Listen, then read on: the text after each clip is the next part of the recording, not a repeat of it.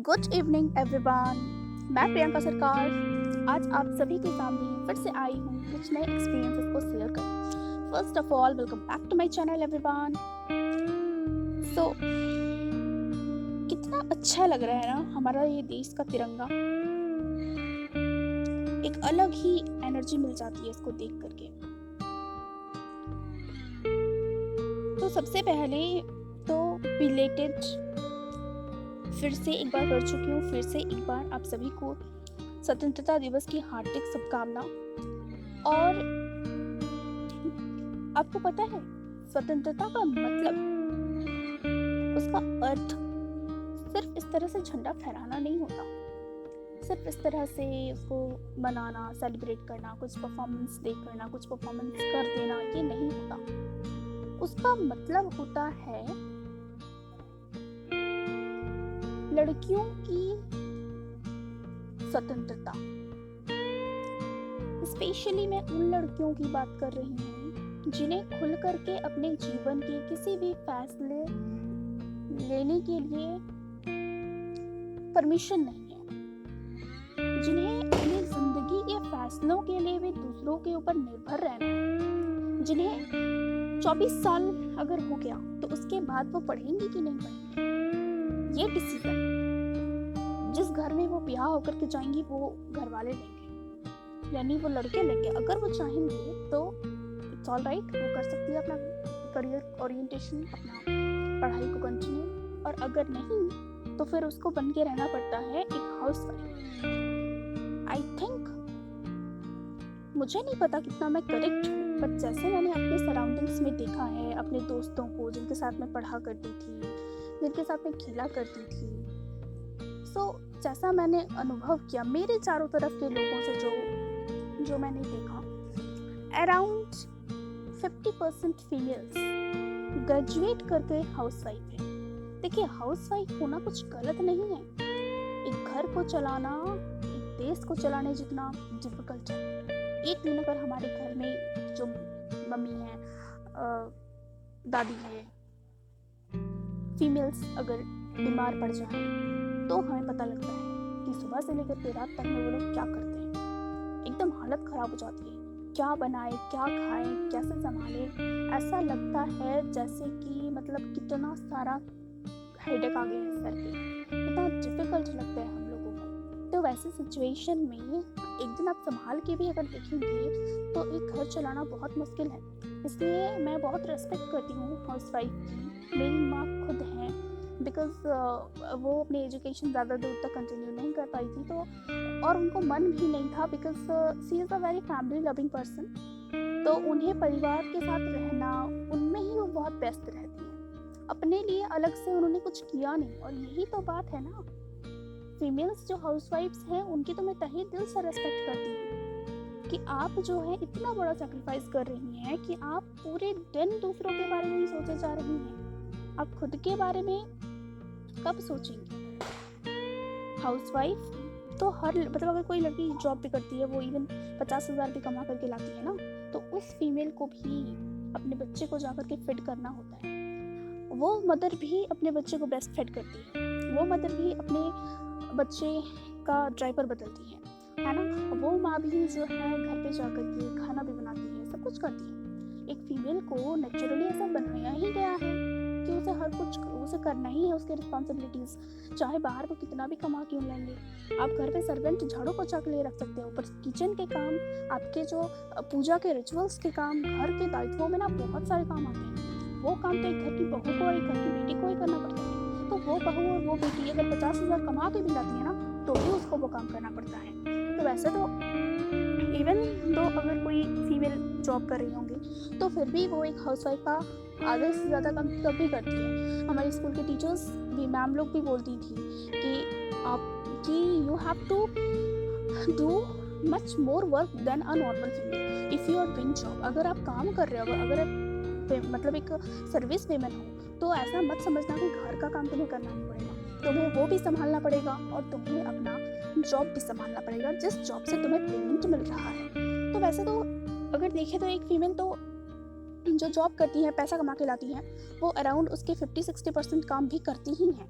वो तो बात है ही, उस चीज़ की तो रेस्पेक्ट है ही। लेकिन देखिए, पूरी ज़िंदगी दूसरों के लिए करते रह जाना और खुद को भूल जाना, ये बहुत गलत है, ये बहुत गलत है। और हाउसवाइफ्स में ये एक चीज़ होती है कि वो बहुत प्यारे होते हैं, वो पूरे परिवार के बारे में सोचते हैं, सबके बारे में सोचते हैं, सुबह से लेकर के शाम तक में वो लोग बहुत काम करते हैं, लेकिन वो लोग खुद के बारे में नहीं सोचते हैं, वो लोग अपने आप को निग्लेक्ट करते हैं। तो अपने अंदर भी तो एक पहचान होती है। भगवान ने आपको इस दुनिया में भेजा है तो आपके अंदर कोई कला होगा। आप दूसरों के लिए जितना करना है कीजिए, लेकिन खुद के लिए भी कीजिए, अपने आप के लिए भी कीजिए। आपका सम्मान और बढ़ जाएगा, आपका बच्चा आपके साथ ज़्यादा घुलेगा मिलेगा, और आपके हस्बैंड आपको ज़्यादा कंफर्टेबल महसूस करेंगे वो आपके साथ हर चीज़ शेयर करने के लिए। और दूसरी बात ये भी है कि जब आप बाहर जाएंगे, कुछ काम करेंगे, इंटरेस्ट के काम करेंगे, 4 लोगों के बीच में मिलेंगे ना, तो आप व्यस्त रहेंगे, आप अपडेट हो पाएंगे। तो फिर रिलेशनशिप में किसी भी तरह का दरार आने का कोई रीज़न ही नहीं होगा, क्योंकि आप अपडेट हो रहे होंगे।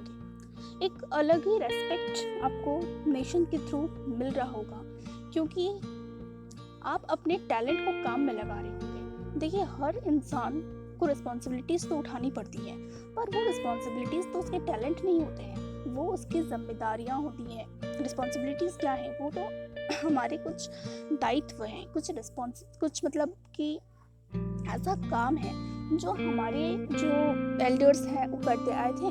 अब हम बड़े हो गए हैं, वो बुजुर्ग हो गए हैं, तो हम पे उन्होंने सौंप दिया और अब हमें वो काम करना पड़ रहा है। तो वो वाली चीज़ हो गई। लेकिन आपका बाय बर्थ गॉड से ऐसा क्या मतलब कि ऐसा क्या टैलेंट है? कुछ तो होगा, किसी का सिंगिंग में, किसी का कुकिंग में, किसी का टीचिंग में, किसी का कुछ मतलब कि कोई भी हॉबीज़ लाइक फुटबॉल खेलना, क्रिकेट खेलना, को एंकरिंग करना या एक्टिंग करना, बहुत सारी चीज़ें हैं। आपके अंदर का जो टैलेंट है उसके बलबूते पे आप कुछ तो कीजिए जिससे आप अर्न कर सकें। ये अर्निंग इसलिए नहीं है क्योंकि आपको पैसे की कमी है, डेफिनेटली नहीं है। ना ही आपको घर चलाने की जो प्रेशर है आपके कंधे पे है, वो भी नहीं है। लेकिन आपको वो इसलिए करना है क्योंकि आप किसी से कम नहीं हो और आपको सेल्फ डिपेंडेंट बनना है, ताकि आपको कोई भी व्यक्ति कभी भी ये ना बोल सके कि आप उसके पैसे पे खा रहे हैं। वैसे तो अगर एक फीमेल घर की जितने काम करती हैं, वो तो अगर पैसे दे करके हम इंसान रख लेना तो हमारी सैलरी जो भी मेल्स कमा करके लाते हैं उसकी 50% सैलरी के सर्वेंट लग जाएंगे। लेकिन फिर भी वो तो कोई काउंट करता नहीं है। इस वजह से अपने टैलेंट के बेसिस पे कुछ कीजिए ताकि आप सेल्फ डिपेंडेंट बन सके, क्योंकि लाइफ कब किस मोड़ पे ला करके किसे खड़ा कर दे ये बताया नहीं जा सकता। तो वैसे में खुद के ऊपर निर्भर रहना बहुत अच्छी बात है। ये एक रेस्पेक्टफुल बात है कि कोई भी व्यक्ति कभी भी आपको बोल नहीं पाएगा। अगर किसी कंडीशंस पे कोई भी इंसान ऐसे होते हैं, हमें कॉम्प्रोमाइज़ कर लेना पड़ता है बिकॉज हम जो हैं अर्न नहीं करते हैं और हमारे हस्बैंड के पैसे पे डिपेंडेंट रहते हैं। वो सिचुएशंस आपके पास नहीं आना चाहिए कि आपको किसी चीज़ के लिए कॉम्प्रोमाइज़ करना पड़ रहा है इस वजह से क्योंकि आप किसी के ऊपर अपने खाने और अपने पहनावे के लिए डिपेंडेंट हैं।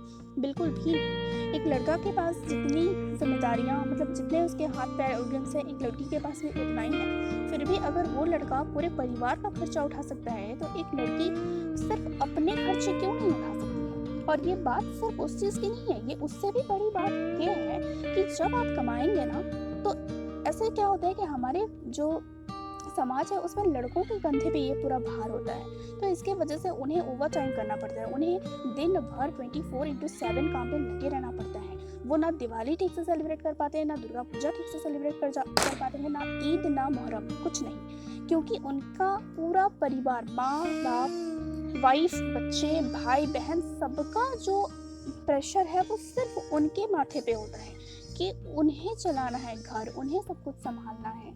तो इसके वजह से कहीं ना कहीं तो एक ओवर टेंशन होता है। अगर वाइफ होने के नाते आप भी जॉब करें और 50,000 वो कमा रहे हैं, उसका 50% भी अगर आप अर्न करते हैं तो that will be comfortable. So that will be comfortable. Why it will be comfortable? क्यों कंफर्टेबल होगा? क्योंकि उससे दोनों मिलकर के जो भी जिम्मेदारियां वो संभालेंगे। अगर एक परिवार को संभालने के लिए सपोज यू नीड 50,000 और दोनों मिलकर के 25,000 कमा रहे हैं, तो किसी एक इंसान को उस 50,000 को कमाने के लिए ना 24/7 जी जान नहीं लगाना पड़ेगा, ओवर टाइम नहीं करना पड़ेगा। आप दोनों 8-8 घंटे के काम से भी 25-25 हज़ार के कमाई से भी 50,000 के डिमांड को पूरा कर लेंगे, उसकी जिम्मेदारियों को संभाल लेंगे, बच्चों को संभाल लेंगे, घर को संभाल लेंगे। That will be powerful idea. एक पर्टिकुलर इंसान के ऊपर सारी जिम्मेदारियां दे देना कहीं ना कहीं उनके लिए एक लाइफ रिस्क भी होता है, क्योंकि इतना टेंशन कोई इंसान ले और सारे टेंशन वही ले ले तो उनकी उम्र भी घटेगी। फिर वट सावित्री का पूजा करके, करवा चौथ का पूजा करके जो नहीं हुआ, आपके सपोर्ट से वो होगा। सिर्फ 24 आवर्स के व्रत रख लेने से किसी की उम्र नहीं बढ़ती। व्रत को मैं ऐसा नहीं कि मैं उसको मानती नहीं हूँ, बेशक मैं मानती हूँ, भगवान में भी मानती हूँ, करना भी चाहिए, ये एक रिचुअल भी है, इसके पीछे एक रीज़न भी है, लेकिन वो सिर्फ वही करने से नहीं चलेगा। मेरा ये बोलने का मतलब सिर्फ वही करने से नहीं चलेगा, आपको उसके साथ में अपने कर्म भी करने होंगे। पूजा पाठ तो है ही, पर अपना कर्म जो है ना, वो कर्म के हिसाब से हमें भगवान का आशीर्वाद मिलता है।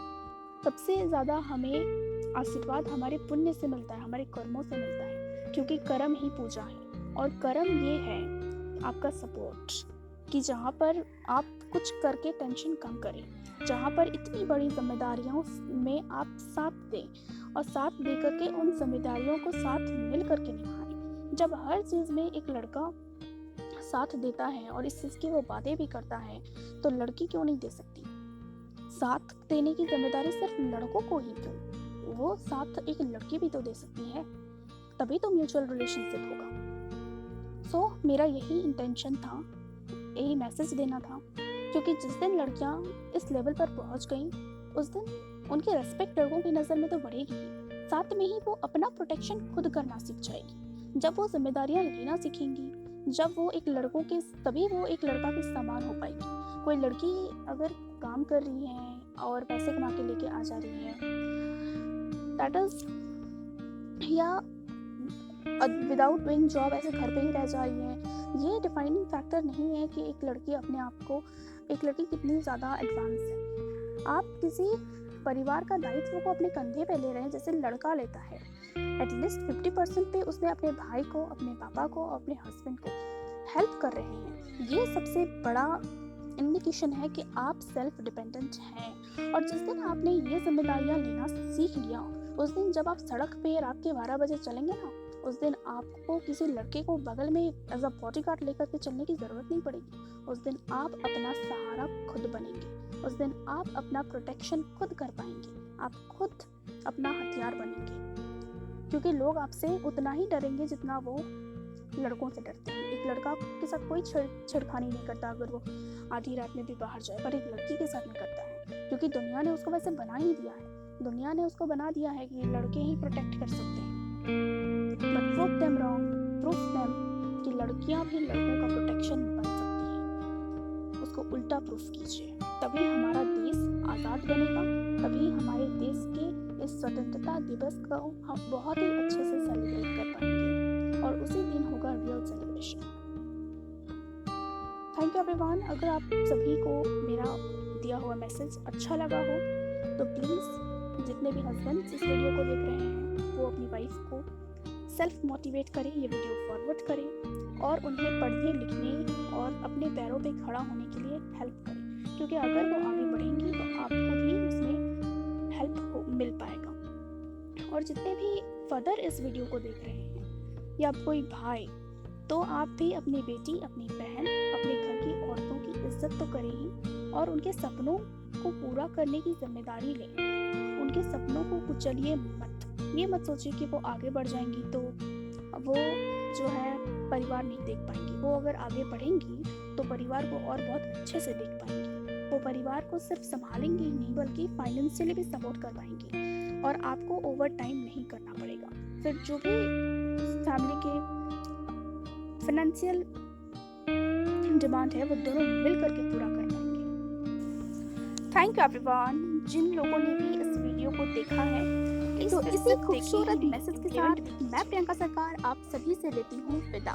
तब तक के लिए खुश रहिए, पॉजिटिव रहिए और इसी तरह से अच्छे कर्म करते रहिए। मिलते हैं नेक्स्ट वीडियो में नए एक्सपीरियंसेस के साथ में।